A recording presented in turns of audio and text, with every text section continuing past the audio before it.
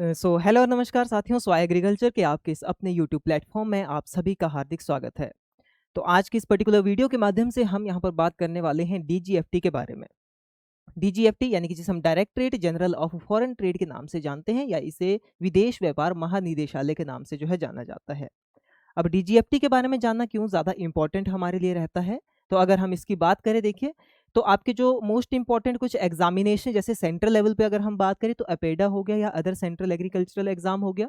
इसके अलावा अगर हम यहाँ पर स्टेट लेवल एग्जाम की बात करें, जैसे आपका करंटली यूपी एजीडीए हमें वैकेंसी के अंतर्गत देखने को मिलता है। तो आपका एजीटीए की सिलेबस के अंतर्गत भी एक इंपॉर्टेंट टॉपिक मेंशन किया गया है, इंपोर्ट एंड एक्सपोर्ट कंसेप्ट। ठीक है, तो ये जो इंपोर्ट एंड एक्सपोर्ट कंसेप्ट है, ये आपका डायरेक्टली रिलेटेड है डीजीएफटी के साथ, और डीजीएफटी डायरेक्टली रिलेटेड है आपका इंपोर्ट एंड एक्सपोर्ट के साथ।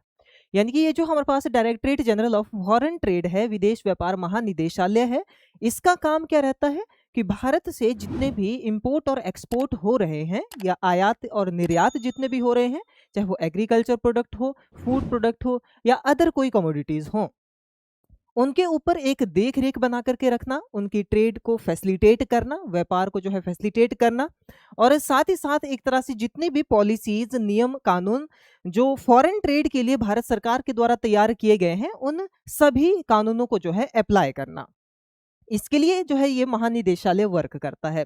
यानी कि जितने भी पॉलिसीज बनी हुई है, जैसे भारत की जो विदेश व्यापार नीति है, फॉरेन ट्रेड पॉलिसी है, उसको इंप्लीमेंट करने का काम, यानी कि उसको सुचारू रूप से एक तरह से चलाने का काम किसका है? डीजीएफटी का है।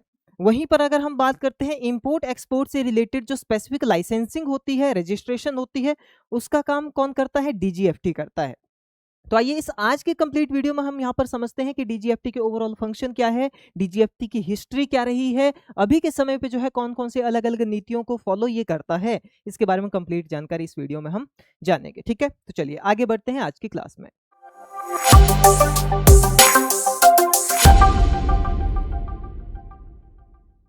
चलिए, सबसे पहले हमारे पास यहाँ पर आता है इसकी जनरल इंट्रोडक्शन। ये हमें समझनी है कि directorate general of foreign trade क्या है, यानी कि डीजीएफटी क्या है। तो देखिए, एक अपेक्स गवर्नमेंट ऑर्गेनाइजेशन है जिसका काम भारत की जो विदेश व्यापार नीति है, यानी कि जिसे हम जो है foreign trade policy of India के नाम से जानते हैं। तो भारत की वो जो 2023 की पॉलिसी है, ठीक है, जिसे हम एफटीपी यानी कि फॉरेन ट्रेड पॉलिसी के नाम से जानते हैं। तो फॉरेन ट्रेड पॉलिसी को इंप्लीमेंट करने का काम, इस नीति के अंदर दिए गए जितने भी कानून हैं उनको एक तरह से सुचारू रूप से चलाने का काम किसका है, या उसको इम्प्लीमेंट करने का काम किसका है? वो डीजीएफटी का है। तो इसका काम है इम्प्लीमेंटेशन करना। ठीक है, दूसरा रेगुलेशन करना, यानी कि सही तरीके से नियमों और कानूनों के अंतर्गत जो है विदेश व्यापार चले, यानी कि आयात और निर्यात चले, इस चीज की देखरेख करना। साथ ही इंडिया से फॉरेन ट्रेड को प्रमोट करना, यानी कि यहाँ से देखा जाए तो भारत से जो भी एक्सपोर्ट ओरिएंटेड कमोडिटीज जो भी उत्पन्न हो रही है, उत्पादित हो रही है, उनको विदेश तक पहुंचाना और एक ग्लोबल लेवल पे ट्रेड को फैसिलिटेट करना। किसके अंतर्गत ये होगा? Directorate general of foreign trade के अंतर्गत। ठीक है, यानी कि हमें सीधी सी अपने दिमाग में ये बात बिठानी है कि भारत से अगर इंपोर्ट एक्सपोर्ट हो रहा है, आयात निर्यात हो रहा है, तो उसके लिए सबसे बड़ी जो संस्था है जो उसकी देखरेख करेगी वो डीजीएफटी है। क्लियर हो गया इतना? अब अगर हम बात करें ये डीजीएफटी जो संस्थान है, ये किस मंत्रालय के अंतर्गत काम करता है, तो ये आपका ministry of commerce and industry के अंतर्गत काम करता है। ठीक है, यानी कि भारत सरकार के ministry of commerce and industry के अंतर्गत ये काम करेगा। वहीं पर देखिए, अगर बात की जाए तो भारत की जो फॉरेन ट्रेड पॉलिसी है, विदेश व्यापार नीति है, उसको इंप्लीमेंट करने का इसका काम है, उसके दिए गए कानूनों को एक तरह से लागू करने का इसका काम है। साथ ही साथ अगर हम यहाँ पर बात करते हैं इंटरनेशनल ट्रेड के लिए जो भी सर्टिफिकेशंस की जरूरत है, जो भी एक तरह से इशुएंस लाइसेंसेस की जरूरत है, वो सारे के सारे जो भी प्रोविजंस है वो इसके अंतर्गत यहाँ पर दिए गए हैं। इसका काम है एक्सपोर्ट को प्रमोट करना, इंपोर्ट को प्रमोट करना, ज़्यादा से ज़्यादा लोगों को जो है ट्रेड के अंतर्गत इन्वॉल्व करना, और ट्रेड से संबंधित या ग्लोबल ट्रेड से संबंधित जो भी फुलफिलमेंट्स होनी चाहिए, रिक्वायरमेंट होनी चाहिए, चाहे वो किसी सर्टिफिकेट की हो, चाहे किसी वो लाइसेंस की हो, वो एक तरह से पूरी करना डीजीएफटी का काम है। विदेश व्यापार नीति को लागू करने के साथ साथ अगर इसमें किसी तरह के परिवर्तन की जरूरत है तो सरकार को उसके लिए सुझाव देना, ये इसके काम रहते हैं। बहुत सारे जो ट्रेड एग्रीमेंट है, जैसे हम जब बात करते हैं, प्रीवियस वीडियो में भी हमने जो है डब्ल्यूटीओ ऑर्गेनाइजेशन की बात की थी, वर्ल्ड ट्रेड ऑर्गेनाइजेशन की बात की थी। तो वो जो वर्ल्ड ट्रेड ऑर्गेनाइजेशन है, विश्व व्यापार संगठन है, भारत उसका मेंबर है, हम जानते हैं, ठीक है। और अगर देखा जाए तो जितनी भी कंट्रीज उसकी मेंबर्स होती हैं तो डब्ल्यूटीओ के जितने भी नियम कानून बने हुए हैं वो उन पे लागू होते हैं। वहीं पर अगर देखा जाए तो भारत में डब्ल्यूटीओ के नियमों कानूनों के अनुसार जो है यहाँ पर एक्सपोर्ट हो इंपोर्ट हो, इस चीज की देखरेख कौन करेगा? Directorate general of foreign trade करेगा, ठीक है। यानी कि डब्ल्यूटीओ की नीतियों के साथ में चलना और उनको इंप्लीमेंट कराना भारत में, ये भी किसका काम है? डीजीएफटी का जो है ये काम रहता है। तो इस तरह से ओवरऑल अगर देखा जाए तो इंपोर्ट एक्सपोर्ट को रेगुलेट करने वाला एक अपेक्स इंस्टीट्यूट है भारत में, वो है डीजीएफटी, ठीक है। चलिए आगे बात करते हैं। यहाँ पर देखिए इसकी जो पेरेंट मिनिस्ट्री हमने बात की कौन सी रहती है? Ministry of commerce and industry के अंतर्गत ये काम करता है। वहीं पर डिपार्टमेंट कौन सा रहता है? डिपार्टमेंट ऑफ कॉमर्स के अंतर्गत जो है ये आता है। हेडक्वार्टर कहाँ पर लोकेटेड? ध्यान दें, इस संस्थान का जो हेडक्वार्टर है वो आपका न्यू दिल्ली में लोकेटेड है, नई दिल्ली में जो है ये स्थापित है, ठीक है, जो इसका मुख्यालय है। और साथ ही साथ बात की जाए तो पूरे देश भर में जो है इसके लगभग 24 अलग अलग रीजनल ऑफिसेस भी जो है फैले हुए हैं, ठीक है। अभी उनके बारे में भी हम बात करेंगे। लीगल बेसिस क्या है इसका? तो यहाँ पर अगर बात करें कि कौन से नियमों कानूनों के अंतर्गत जो है ये डीजीएफटी अपने कानूनों को जो है अप्लाई करता है या इम्प्लीमेंटेशन करता है, तो देखिए जो foreign trade development and regulation act है 1992 का, उसमें दिए गए नियमों कानूनों के अंतर्गत ये कार्य करेगा। साथ ही साथ भारत की जो फॉरेन ट्रेड पॉलिसी है वर्ष 2023 की, ठीक है, उसके नियमों कानूनों को इंप्लीमेंट करने का जो है डीजीएफटी का काम रहता है। तो लीगली इन चीजों के साथ मिलकर के जो है ये चलता है और इसमें दिए गए प्रावधानों को जो है ये इंप्लीमेंट करने का काम करता है, ठीक है। वहीं पर हेड की अगर हम बात करें कि कौन जो है मुख्य होता है, डीजीएफटी का मुख्य किसे कहा जाता है? तो जैसे इसका नाम है directorate general of foreign trade, तो इसके जो हेड होते हैं वो कौन होते हैं? वो होते हैं director general of foreign trade, ठीक है। कौन होते हैं? Director general of foreign trade के द्वारा जो है यहाँ पर इसकी क्या की जाती है? अध्यक्षता की जाती है, अगर हम बात करें, ठीक है। इसके हेड होते हैं। साथ ही साथ अब आते हैं इसके एस्टेब्लिशमेंट पे, कब इसकी जो है स्थापना की गई थी। देखिए अगर हम स्टार्टिंग की बात करें तो पहले से ही इसका नाम directorate general of foreign trade नहीं था जब इसकी स्थापना की गई थी स्टार्टिंग में, ठीक है। उस वक्त जब इसकी स्थापना की गई थी उस वक्त इसका नाम था chief controller of import and export, ठीक है। क्या कहा जाता था? काफी ज्यादा महत्वपूर्ण रहता है एग्जाम पॉइंट ऑफ व्यू से, आपने ध्यान देना क्या कहा जाता है इसे? Chief controller of import and export के नाम से इसको अप्रैल 19, ठीक है, ध्यान देना आपने, 19 ऑफ अप्रैल 1950 1950, ठीक है, 19 अप्रैल 1950 को इसकी स्थापना की गई थी। नाम क्या रखा गया था? Chief controller of import and export इसका नाम रखा गया था। फिर 1991 की जब हम बात करते हैं यहाँ पर, तो 1991 में जो है इसको एक तरह से रिकंस्टिट्यूट किया गया। ये जो 1950 का टाइम था, 1950 का टाइम था, ये पोस्ट प्री लिबरलाइजेशन का टाइम हमें देखने को मिलता है। यानी कि उदारीकरण का ये समय नहीं था, ऐसी कोई व्यापार नीतियां नहीं थी जो खुल करके जो है काम कर सकती थी। इससे जो है क्या कहा जाता था? इस युग को जो है परमिट और लाइसेंस का युग कहा जाता था। परमिट और लाइसेंस का युग जो है इसे कहा जाता था एक तरह से, क्योंकि यहाँ पर जब 1991 के पहले का जो समय था, ठीक है, परमिट युग, लाइसेंस युग या परमिट और लाइसेंस राज भी कहा जाता था इस समय को। छोटी छोटी चीजों के लिए लाइसेंस लेने की जरूरत होती थी, चाहे व्यापार करना हो, विदेश व्यापार के लिए तो बहुत सारी रेस्ट्रिक्शंस थी, बहुत सारी प्रोहिबिशंस थी। अब जाकर के देखा जाए अब काफी ज्यादा एक तरह से जो है लिबर्टीज देखने को मिलती है हमें, बट उस समय बहुत सारा रेस्ट्रिक्शंस, लाइसेंस हर एक चीज के लिए जो है लेना रहता था, इसलिए उसे परमिट और लाइसेंस राज कहा जाता था 1991 के पहले का समय। इसके बाद ये पोस्ट लिबरलाइजेशन का पीरियड आ जाता है। इसके बाद उदारीकरण का जो है एक तरह से पीरियड आया, यानी कि ऐसी नीतियां बनी जहां पर जो है टैक्सेस कम हो, रेस्ट्रिक्शंस कम हो, ठीक है, वहां पर देखा जाए तो रुकावटें कम हो, फ्रीली जो है कोई पर्सन व्यापार करना चाह रहा है, विदेशी व्यापार करना चाह रहा है तो वो इजिली कर सकता है, ज्यादा उसको किसी कानूनों में उलझने की जरूरत नहीं है। यानी कि सिंपल बनाया गया, ट्रेड को थोड़ा फैसिलिटेट करने के लिए फ्री बनाया गया।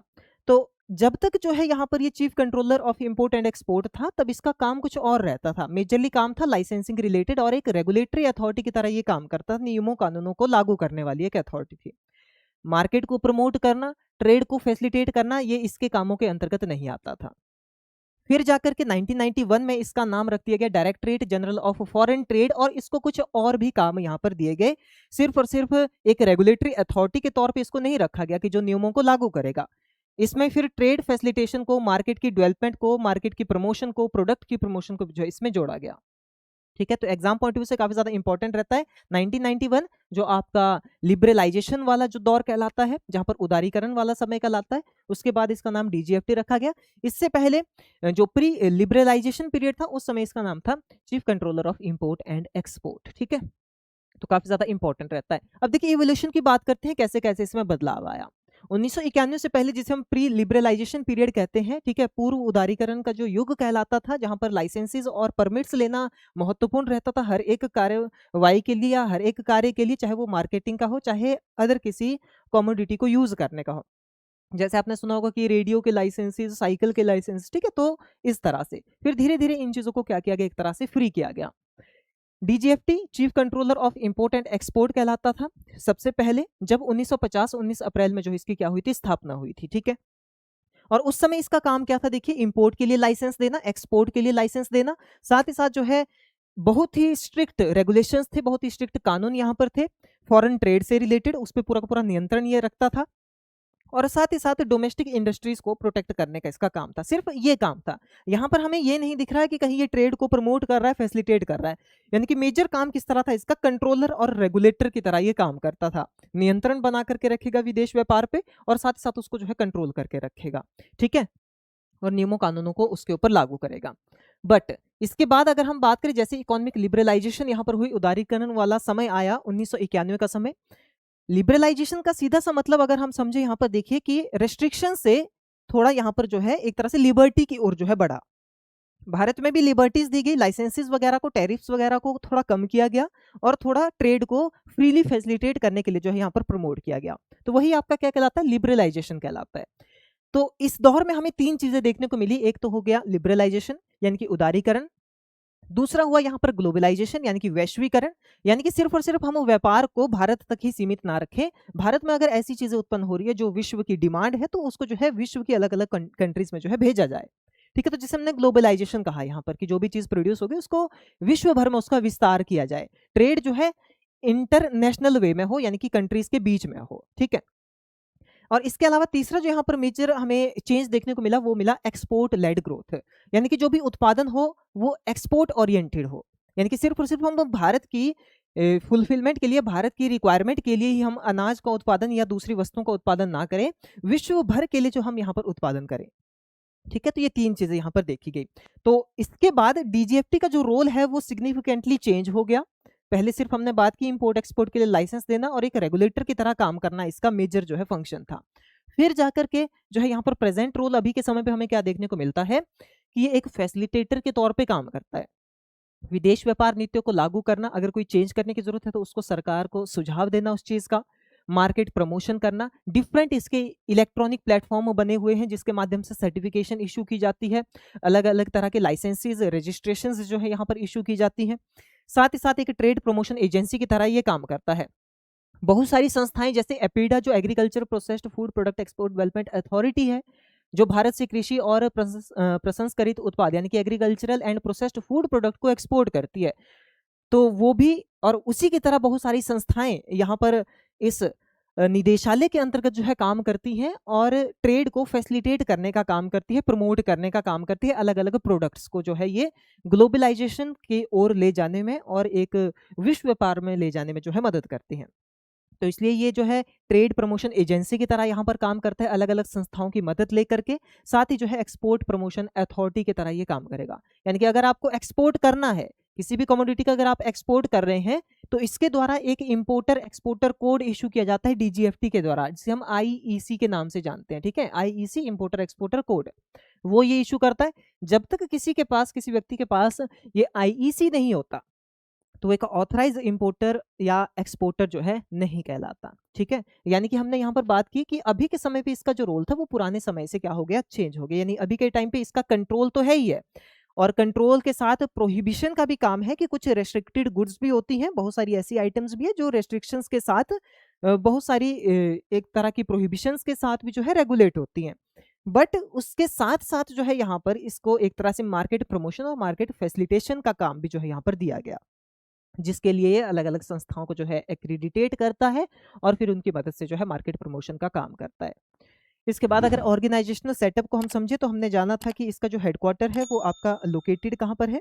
तो इसका जो मेन हेडक्वार्टर है वो आपका दिल्ली में लोकेटेड है, ठीक है, न्यू दिल्ली में लोकेटेड है। साथ ही साथ अक्रॉस द कंट्री इसके 24 रीजनल ऑफिसेज हैं, 24 जो है अलग अलग इसके क्षेत्रीय ऑफिसेज हमें देखने को मिलते हैं। अब अगर इसकी बात की जाए तो इसके जो हेडक्वार्टर हो चाहे रीजनल ऑफिसेज हो, उनका काम है प्रोसेसिंग रिलेटेड लाइसेंसेस वगैरह प्रोवाइड करना, आईईसी को इशू करना, यानी कि जो इंपोर्टर एक्सपोर्टर कोड है, ठीक है। ये जो इंपोर्टर एक्सपोर्टर कोड है ये 10 डिजिट का एक अल्फा न्यूमेरिकल कोड होता है, ध्यान देना, ठीक है। 10 डिजिट का अल्फा न्यूमेरिक कोड होता है। ये अक्सर ये अपेडा एग्जाम में पूछे जाने वाला क्वेश्चन है।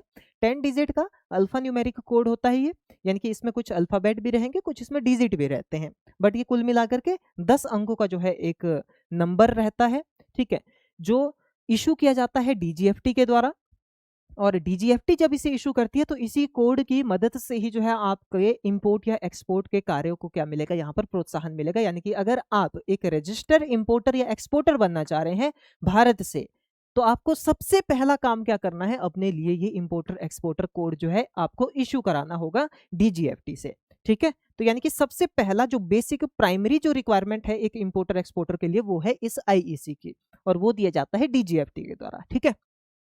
ट्रेड को फैसिलिटेट करने का काम, बढ़ावा देने का काम, साथ ही साथ जो है एक्सपोर्ट को प्रमोट करने का काम, ऐसे उत्पाद जिनकी विश्व बाजारों में बहुत ज्यादा डिमांड है, चाहे वो खाद्य उत्पाद हो या अदर कोई भी प्रोडक्ट हो, उनसे रिलेटेड कार्य करना और उन प्रोडक्ट को एक्सपोर्ट के अंदर लाना, और ज्यादा से ज्यादा लोगों को, फार्मर्स को, प्रोड्यूसर्स को या स्टेक होल्डर्स को जो है उस व्यापार के साथ जोड़ना जो है डीजीएफटी का काम है, इसके संस्थानों का काम है।